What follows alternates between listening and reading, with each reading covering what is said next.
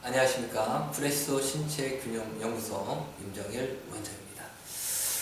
이번 시간에는 허리가 긴 체형의 숙임에 대해서 이야기를 나눠보고자 합니다. 나는 이런 분들이 계시죠. 나는 허리가 길고 내 몸이 너무 길쭉길쭉하고 내 몸이 힘이 없는 것 같다. 너무 헐렁헐렁한 것 같다. 그래서 몸이 좀 야무지고 좀 짱짱하고 좀 탱글탱글해 보이는 그런 체형을 갖고 싶다. 그런 체형인 분들을 보면 너무 부럽다. 이런 분들이 또 계시죠. 또 반대로는 나는 허리가 짧고 너무 이렇게 힘이 세 보이는 것 같아서 좀 여리여리한 그런 사람이 좀 부럽다. 이런 분들도 계시는 건 사실입니다. 근데 정작 허리가 길고 내 몸이 힘이 없고 어떤 동작할 때 좀 헐겁게 내가 움직이는 것 같고 이런 당사자는 사실은 야무지고 견고한 그리고 짱짱한 몸을 갖고 싶어 합니다. 그런데 어느 정도 인체는 어느 정도의 틀은 개인마다 좀 타고나는 부분이 있죠. 그러나 또 허리가 좀 길다고 다 헐겁게 움직여지는 건 또 아니죠. 그것은 우리가 기본 그 바탕 그 안에서의 그 세세한 움직임의 방식이 비슷한 체형에서 어떤 사람은 좀 되게 헐겁고 어떤 사람은 되게 견고하고 멋진 몸을 만드는 것은 그 몸 안에서 어떠한 방식으로 움직이느냐, 이것이 가장 결정적인 요인이라고 할 수 있겠습니다. 그래서 오늘 볼 것은 좀 내가 허리가 좀 길고 내가 좀 몸이 좀 헐렁헐렁하다, 이런 분들의 그 어떤 여러 가지 동작이 있겠지만 대표적으로 허리를 숙일 때의 그 속내용을 좀 보고자 합니다. 어떤 인체의 원리에 대해서 관심 있으신 분들이 이런 영상을 올리는 것에 대해서 많이 이렇게 좋아하셔서 이런 영상을 또 이렇게 올리게 됩니다. 저도 이제 회원분들을 이렇게 몸을 이렇게 변화시키고 하면서 내 몸이 변화되는 것만으로도 그냥 그런데 이런 내용을 아는 것을 참 이렇게 재밌어 하시고 이렇게 내가 평소에 너무 궁금했었다, 이런 분들이 계시는 것 같습니다. 그래서 이런 영상을 통해서 좀 나누고자 합니다. 그러니까 측면에서 한번 볼게요. 옆에서 봤을 때 허리 밑에는 골반이 있죠. 장골, 골반이 이렇게 있습니다. 다리가 있겠죠. 그리고 허리가 이렇게 있습니다. 배꼽이라고 합시다. 배꼽. 그러면은 허리 위에는 뭐가 있죠? 늑골, 흉곽, 갈비뼈가 있겠죠? 갈비뼈가 있겠죠. 그래서 우리가 이렇게 허리, 이 부분이 허리죠.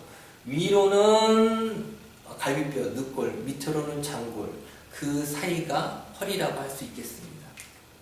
그래서 장골에 박혀있지도 않고 그리고 늑골에 파묻혀지지도 않고 주변의 근육으로만 채워져 있기 때문에 허리는 다른 척추에 비해서 많은 가동 범위를 갖게 됩니다. 그래서 우리가 허리가 숙여진다라는 표현을 그래서 하는지도 모르겠습니다. 아무튼 이 부분이 우리가 앞으로 숙여지게 되겠죠. 우리가 앞으로 숙여질 때 척추가 이렇게 앞으로 숙여지게 될 겁니다. 그렇죠? 숙여지게 될 겁니다.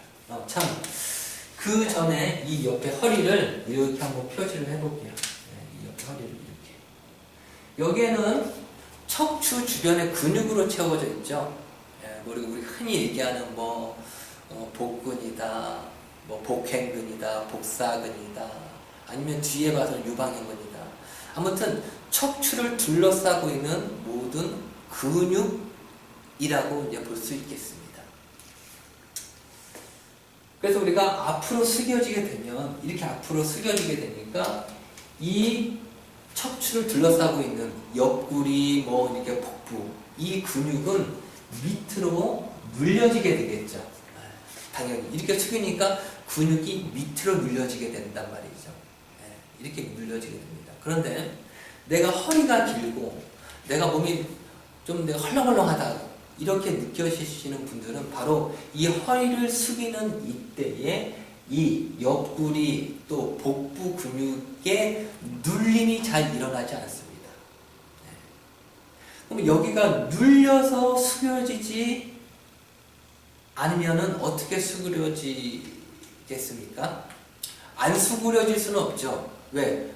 우리가 수그려서 무슨 뭐 청소도 해야 되고 물건이 떨어져 있으면 주워야 되고 하기 때문에 앞으로 수그리는 일이 일상생활에서 다분히 일어나죠. 인체는 뭐 위에서 뭔가를 작업하는 일보다 내 시선 밑에서 작업하는 일이 대부분이기 때문에 그렇습니다. 그러면 어떻게 되느냐? 이 근육이 밑으로 딱 눌리고 조이는 현상이 역할이 일어나지 않기 때문에 우리가 허리를 숙일 때 이렇게 먼 거리로 숙이게 되겠죠. 내가 조여서 숙이면은 이렇게 단거리로 숙일 텐데 조이지 않기 때문에 먼 거리로 숙여지게 됩니다. 이렇게 숙여지는 것과 뭐라고 할까 이렇게 이거 어떻게 표현하면 좋을까요? 이렇게 뭐랄까 덮는다 그럴까요? 이런 움직임이 발생하는 거죠. 이런 움직임이 아니라 조여지지 않기 때문에 그렇습니다. 그렇기 때문에 이거는 사실은 우리가 기능적으로도 우리가 이 거리적으로도 매우 비효율적이죠. 왜 그러냐면은 이 단거리로 뭔가를 수행하는 것이 좀 쉽고 빠르고 편하죠. 그런데 먼 거리로 수행하기 때문에 어렵고 느리고 좀 뭐라고 그럴까요? 이렇게 비효율적이죠. 그래서 이런 상태가 사실은 효율적입니다. 이것은 이제 비효율적이죠. 그래서 우리가 흔히 뭐 손이 야무지지 않다, 뭔가 이렇게 뭐라 그럴까요? 야무지지 않고, 뭔가 좀 어색하고 이런 표현을 많이 하잖아요. 사실은 우리가 인체에 대해서 모르기 때문에 몰라도 사람 볼 때 어떻게 야무지게 움직인다, 아니면 뭔가 좀 어색하고 야무지지 않게 움직인다는 것을 우리가 이런 내용을 몰라도 느낌적으로 우리가 알 때가 있는 것이죠. 그래서 이렇게 움직이면 효율적이고 비효율적입니다. 그래서 움직임이 아주 제대로 일어나는 이런 조화로운 움직임은 사실은 그 외형은 둘째 치고라도 그 움직일 때의 움직임이 상당히 효율적입니다. 효율적인 것이죠. 예. 아무튼 이게 사실은 조임이 발생하지 않는 거죠. 조임이 발생하지 않는 거죠. 예. 그래서 이런 상태에서 우리가 무슨 옆구리, 복부 이런 부분에 조임이 발생하지 않습니다. 즉 탄력이 발생하지 않죠. 스프링이 눌려져야지 탄력이 발생하겠죠. 그 탄력이 발생하지 않습니다. 이 주변의 근육들을 굳이 얘기하자면 뭐가 있을까요? 무슨 뭐 옆구리, 뭐 요방형근이다, 무슨 복행근이다, 외내 복사근이다, 뭐 장요근이다. 아무튼 이 주변에 있는 근육에 조임이 발생하지 않는다. 그로 인해서 탄력이 발생하지 않는 거죠. 탄력이 잘 없는 거죠. 그래서 좀 배가 조금 터동터동하게 있어도 탄력이 있어 보이는 사람이 있고, 배가 별로 없어, 납작해. 근데 탄력이 없어 보이는, 좀 뭐라 그럴까, 야무지게 움직이지 않게 보이는 경우가 있는 거죠. 그래서 우리가 외형적으로 뭐 살이 있다 없다, 지방이 있다 없다 이런 기준이 아니라 그 근육의 조임, 탄력이 있느냐 없느냐, 탄력이 있게 되면 바로 우리가 정말 많이 하는, 우리가 허리를 숙이는 동작에서 이런 조임에 의한 효율적인 움직임이 나오게 된다는 얘기입니다. 네. 그런 상황이 되는 거죠. 그래서 우리가 여기서 하나 짚고 넘어갈 것은 우리가 뭐 이완이다 이런 말을 좀 많이 쓰잖아요. 이완. 근데 이런 상황에서는 뭐예요? 수축이 안 되는 거죠. 즉 늘려지지 않는, 수축이 안 되는 상태에서 계속 이완만 할 수는 없잖아요. 그렇잖아요. 네. 이런 상태에서 나는 자꾸 늘려야 돼. 사실은 그 내용은 수축이 잘 안 되는 거죠. 수축이 줄어드는 게 있어야지 늘릴 게 있겠죠. 네. 줄어드는 게 있어야지 늘릴 게 있습니다. 눌릴 게 있어야지 펴질 게 있겠죠. 이 근육으로만 보면 우리가 숙여질 때 어떻게 되죠? 조이는 거죠. 조이니까 필 게 있는 겁니다. 그쵸? 조이니까 스프링처럼 딱 필 게 있는 겁니다. 근데 조여지지도 않으니까 필 것도 없고. 그러니까 어떻게 돼요? 뭐든지 다 탄력으로 하는 게 아니라 뭐든지 다 그냥 너무 목석 같은 그냥 기계적인 기능적인 걸로만 수행하는 거죠. 이렇게 했다. 그러니까 뭐든지 탄력이 아니라 힘을 들여서 의지를 들여서 뭔가를 수행하는 거죠. 그러니까 사실 바람직하지 않는 그런 부조화된 상태인 것이라고 할 수 있겠습니다. 그런데 이런 상태를 결정짓는 것은 꼭 타고난 체형 때문만은 사실은 아닙니다. 허리가 길든 허리가 짧든 이러한 척추 주변의 근육, 특히나 복부, 옆구리 근육에 탄력이 없으면은 내가 허리의 길이에 관계없이 이런 비효율적인 움직임은 일어나겠죠. 근데 그것을 결정짓는 것이 바로 이제 척추입니다. 척추. 일단 척추는 척추가 마디마디로 되어 있죠. 근데 이 마디마디에 탄력이 없는 겁니다. 척추 마디마디에 탄력이 없으니 그 주변의 근육의 탄력도 점차 감소되는 거죠. 그리고 또 복부와 척추와의 거리입니다. 그래서 우리가 척추가 이렇게 있으면은 이 앞쪽을 우리가 복부라고 생각할 수 있겠잖아요. 복부. 근데 프리시스에서는 척추의 동력, 상승력과 추진력을 강조하죠.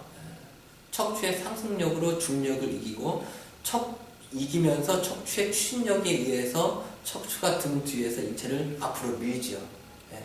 그래서 척추가 앞으로 미는 힘이 적으면 척추는 복부와 그리고 이 척추와는 거리가 멀어지게 됩니다. 이것은 물리적인 거리로도 볼 수 있겠지만은 움직임의 유동성이라고 볼 수 있어요. 척추가 움직일 때 척추의 추진력이 강하면 앞에 있는 복부가 척추가 움직일 때 복부를 같이 움직이겠죠. 이것을 이제 일반적으로는 석근육이다, 코 이렇게도 표현을 하기도 하지만은 결국 그것을 결정짓는 것은 척추의 추진력인 것이죠. 그래서 척추의 추진력이 강하면 앞에 있는 복부가 움직일 때, 척추가 앞으로 이렇게 숙여질 때 복부가 같이 척추와 함께 조이게 되는 거죠. 그리고 평소에 걷거나 호흡하거나 움직일 때도 척추가 움직일 때 이 앞에 있는 근육을 계속 움직이게끔 해주는 거죠. 그래서 평소에도 계속 근육의 탄력을 계속 유지하는 거죠. 그래서 결정적으로 이런 조임, 이런 내용의 그 시발점, 그 본질은 척추의 추진력이 없어서 복부와 척추가 서로 관계가 없는, 서로 손이 맞잡으면 서로 같이 가겠죠. 근데 서로 맞잡은 두 손이 풀어졌어. 그럼 얘는 얘대로 이렇게 움직이겠죠. 바로 척추와 복부와의 관계가 그렇고, 이때 일어나는 우리가 허리를 숙일 때의 관계가 이런 관계입니다. 근데 사실은 오늘 주제가 허리가 긴 체형 이렇게 얘기도 했겠지만은 허리가 뭐 짧다고 뭐 다 보기 싫은 것도 아니죠. 예, 그것은 뭐냐면은 길고 짧고 이런 거리 이전에 얼마만큼 척추의 추진력에 의해서 주변의 근육들이 활성화되느냐. 그래서 척추 추진력에 의해서 근육이 활성화한 상태가 되게 하는 것은 어떤 체형이나 얼마만큼의 길이를 가진 허리나 동일합니다. 동일합니다. 그래서 동일한 내용에서 움직일 때 본인이 가지고 있는 체형에서 가장 조화로운, 가장 효율적인, 가장 아름다운 체형이 나오게 되고 그 체형에서의 허리 숙임은 가장 바르고 가장 멋진 또 효율적인 허리의 숙임이 될 것이죠. 그래서 오늘 뭐 조인이 있어야지 핀이 있다. 뭐 눌리는 게 있어야지 뭐 스프링처럼 필 게 있다. 이런 내용도 봤죠. 그리고 수축이 있어야지 이완할 거 아니냐. 계속 이완하면은 어떻게 되느냐. 안 그래도 수축이 안 되는데 안 그래도 조이는 게 아닌데 계속 늘리기만 하면은 그나마 조이는 그나마 수축하는 그 운동성도 훼손시킬 수 있다. 그리고 척추의 추진력에 의해서 복부랑 같이 움직여야 되는데 복부와 척추의 추진력이 감소하니 뒤로 추진력이 없어서 뒤로 이렇게 나온 척추와 복부와 움직임이 단절돼서 복부의 근육이 활성화되지 않고 그 탄력성이 없어진다. 이런 내용을 오늘 봤습니다. 여기까지 프레시소 신체교육연구소 임정일 원장이었습니다.